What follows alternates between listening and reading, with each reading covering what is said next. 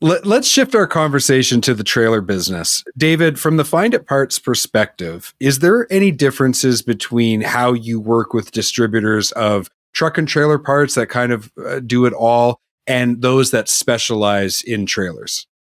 Not really. I mean, we're agnostic when people are buying parts from us. We really don't pay attention to whether or not it's a trailer part or a truck part. When we look for suppliers of parts, you can buy trailer parts from a lot of truck dealers or truck suppliers.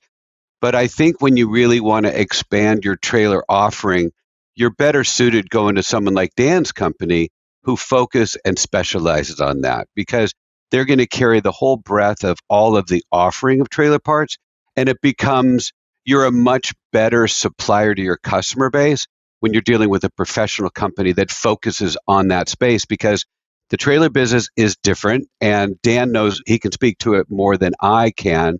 But I do believe from a supply standpoint, I prefer doing business with companies like Dan because I think it offers better service and a better array of parts to our customers.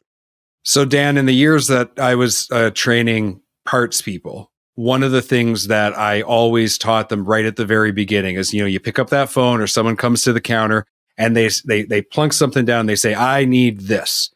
The first question you should be asking is that on a truck or is that on a trailer? Because even though it may be similar, there are some differences. So why is it so important for people to ask that question?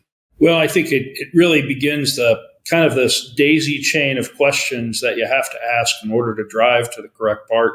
And you need to start asking the questions. Okay, it's a trailer part. What kind of trailer? And you just start going down a series of questions until you arrive at where that part is. And some of them, like a wheel seal, you can identify pretty quickly.